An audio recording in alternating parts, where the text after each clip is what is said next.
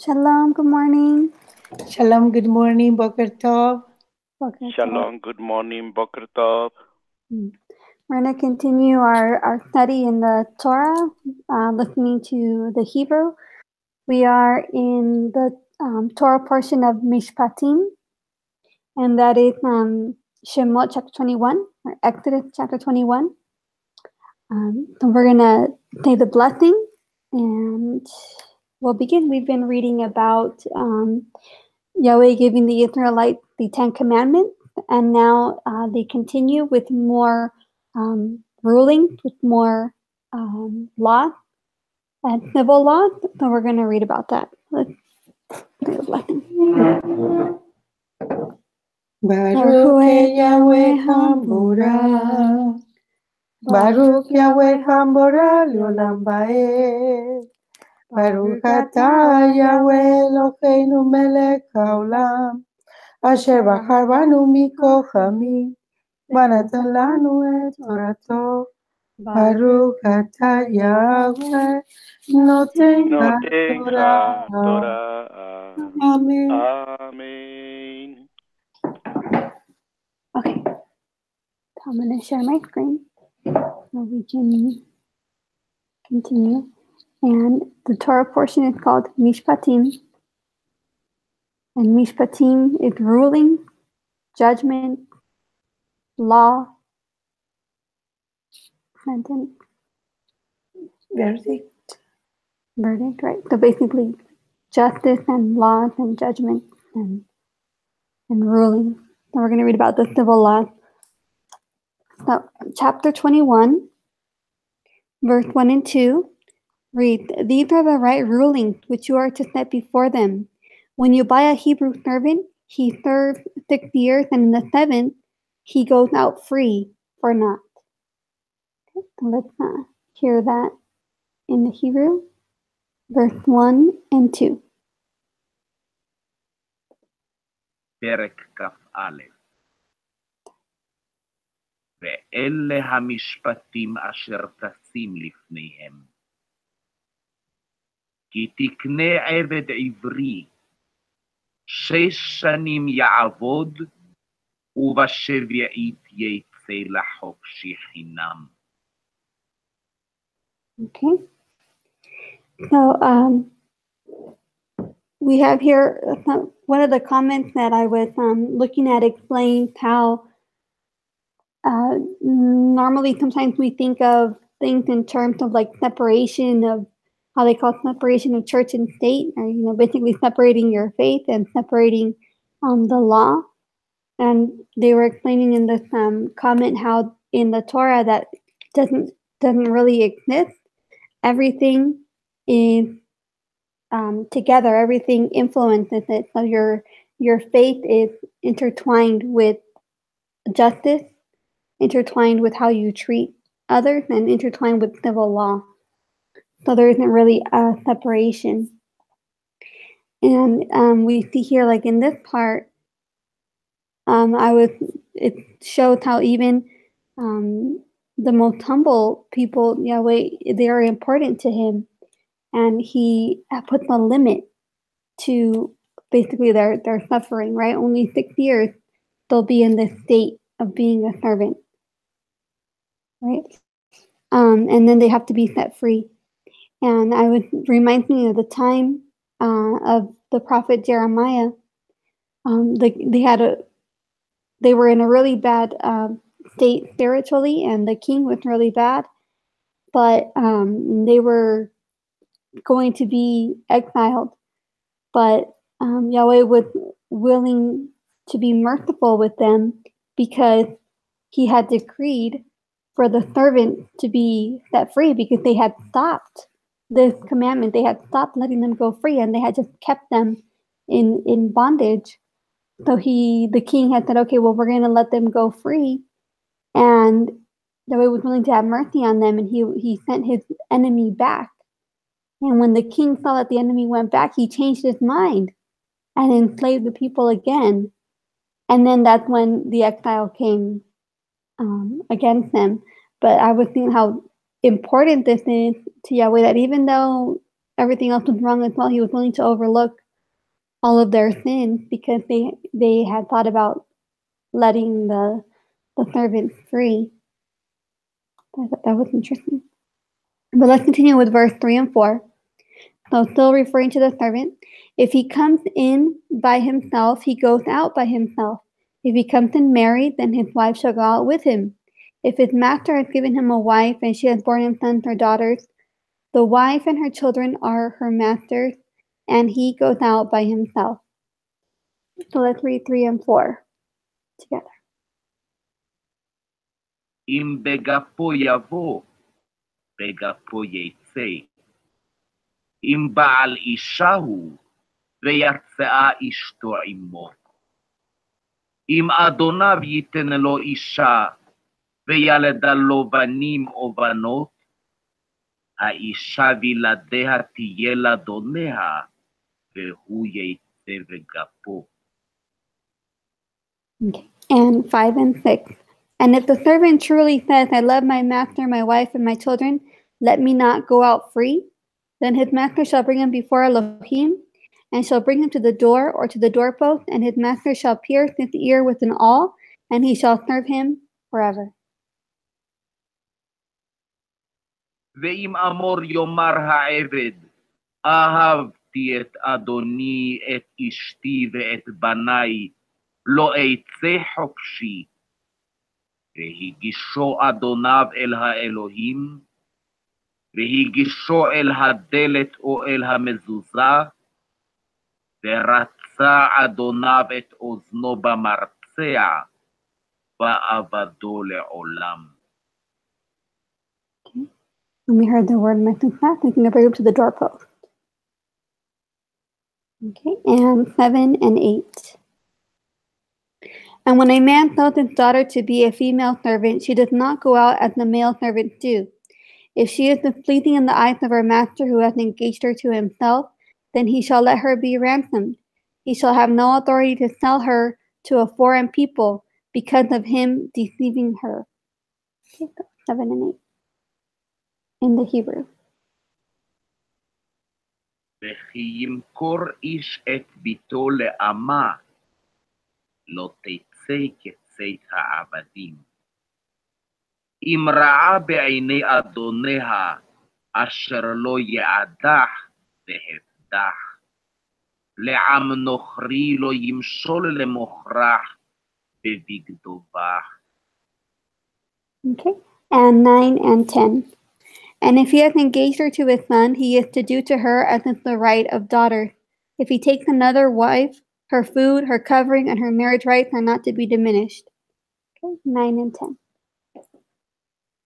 ואם לבנו יעדנה, כמשפט הבנות יעשה לך. אם אחרת ייקח לו, שאירח כסוכך ועונתך, לא יגרע. And 11 and 12. And if he does not do these 3 for her, then she shall go out for naught, without silver. He who strikes a man so that he dies shall.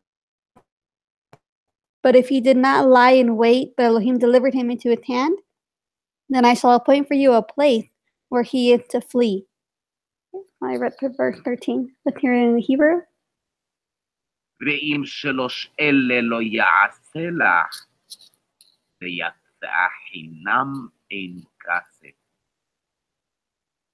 מכה איש במת, מות יומת. ואשר לא צדה, והאלוהים אינה לידו, ושמתי לך מקום אשר ינוס שמה. And 14 and 15. But when a man acts presumptuously against his neighbor to kill him by treachery, you are to take him even from my altar to die. And he who smites his father or his mother shall certainly be put to death. Let's hear it in the Hebrew. וכי יזיד איש על רעהו להורגו ועורמה, מעם מזבחי תיקחנו למות.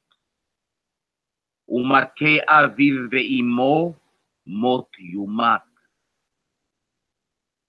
And 16 through 17. And he who smites his father or his mother shall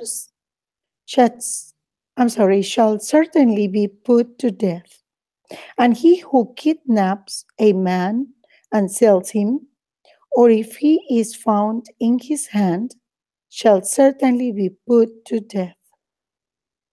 And he who curses his father or his mother shall certainly be put to death. Here 17 and 18 in the Hebrew. וגונב איש ומחרו ונמצא בידו, מות יומת. ומקלל אביו ואמו, מות יומת. Okay, and 18 and 19. And when men strive together, and one smites the other with a stone or with his fist, and he does not die, but is confined to his bed, if he rises again and walks about outside with his staff, then he who smote him shall be innocent. He only pays for lost time and sees to it that he is completely healed.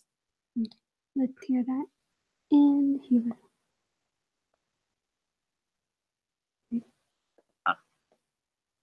וכי יריבון אנשים, והיכה איש את רעהו באבן או באגרוף, ולא ימות ונפל למשכב, אם יקום ויתהלך בחוץ על משענתו, וניקה המכה, רק שבטו ייתן, ורפו ירפא.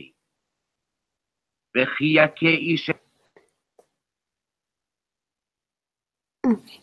And 20 and 21. And when a man smites his male or female servant with a rod, so that he dies under his hand, he shall certainly be punished. But if he remains alive a day or two, he is not punished, for he is his property. Let's hear 2021 in the Hebrew.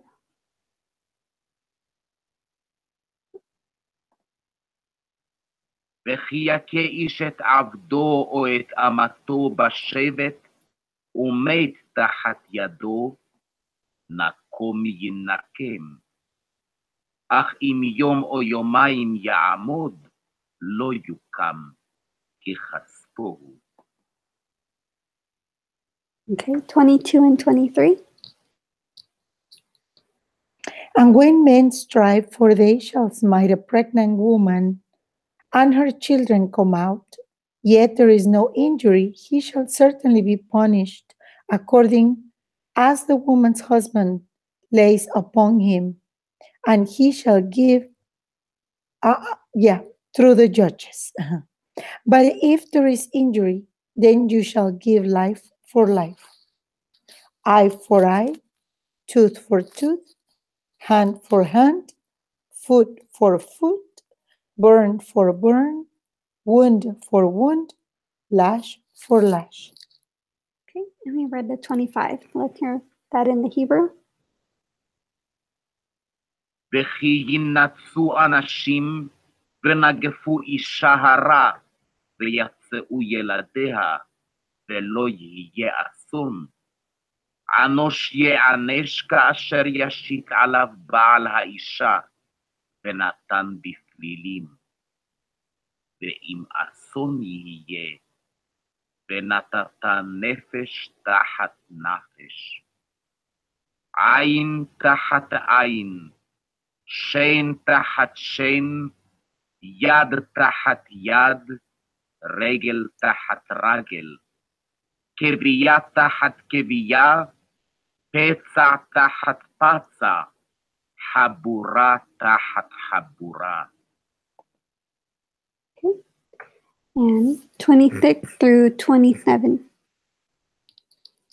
And when a man smites the eye of his male or female servant and destroys it, he is to let him go free for the sake of his eye. And if he knocks out the tooth of his male or female servant, he is to let him go free for the sake of his tooth. Right? Let's hear 26 and 27 in the Hebrew. וכי יכה איש את עין עבדו או את עין אמתו ושיחתך, לחופשי ישלחנו תחת עינו. ואם שן עבדו או שן אמתו יפיל, לחופשי ישלחנו תחת שינו. And 28 through 29. And when an ox gores a man or a woman to death, then the ox shall certainly be stoned, and its flesh is not eaten, and the owner of the ox is innocent. However, if the ox was previously in the habit of goring, and its owner has been warned, and he has not kept it confined, so that it has killed a man or a woman, the ox is stoned, and its owner also is put to death. Okay. Let's hear that in the Hebrew. וכי ייגח שור את איש או את אישה ומת, סקול יסקל השור ולא יאכל את בשרו, ובעל השור נקי. ואם שור נגח הוא מתמול שלשום, והועד בבעליו ולא ישמרנו, והמית איש או אישה, השור יסקל, וגם בעליו יומת. Okay. And 30 and 31. If a sin covering is laid upon him, then he shall give the ransom of his life, whatever is laid on him. Whether it has gored a son or gored a daughter, according to this right ruling, it is done to him. If the ox gores a male or female servant, he is to give to their master 30 shekels of silver, and the ox is stoned. Okay. Let's hear the 32 in the Hebrew. אם כופר יושת עליו, ונתן פדיון נפשו ככל אשר יושת עליו. ובן ייגח או בת ייגח, כמשפט הזה יעשה לו. אם עבד ייגח השור או אמה, כסף 30 שקלים ייתן לאדוניו, והשור יסקל. Okay. And 33 and 34. And when a man opens a pit, or if a man digs a pit and does not cover it, and an ox or a donkey falls in it, the owner of the pit is to repay. He is to give silver to their owner, and the dead beast is his. Well, let's hear that in the Hebrew, the 34. וכי יפתח איש בור, או כי יכרה איש בור, ולא יחסנו, ונפל שם משור או חמור, בעל הבור ישלם, כסף ישיב לבעליו, והמת יהיה לו. Okay. And 35 and 36. And we're reading the last two verses in the chapter.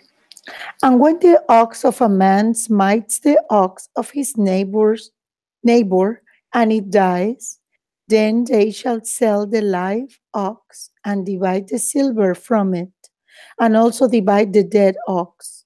Or if it was known that the ox was previously in the habit of goring, and its owner has not kept it confined, he shall certainly repay ox for ox, while the dead beast is his. Okay. Let's hear 35 and 36 in the Hebrew to conclude the chapter. וכי יגוף שור איש את שור רעהו במת, ומכרו את השור החי, וחצו את כספו, וגם את המת יחצו. או נודע כי שור נגח ומתמול שלשום, ולא ישמרנו בעליו. שלם ישלם שור תחת השור, והמת יהיה לו. Okay. That concludes the first part of the Torah portion. Does anybody have a comment, anything they want to add?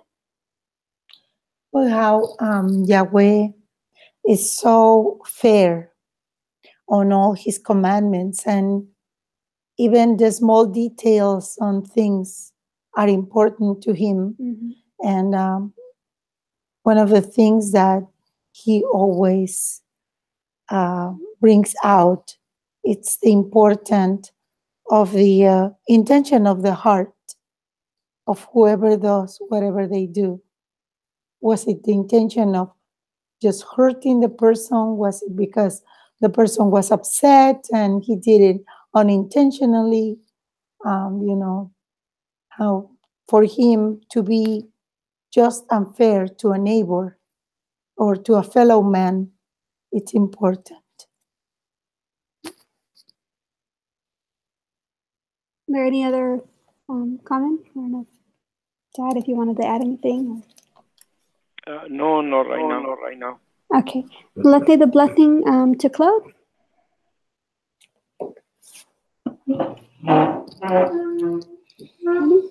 Baruch atah Yahweh, Eloheinu melech haolam, asher natan lanu Torah emet, v'chayei olam natan b'tochenu.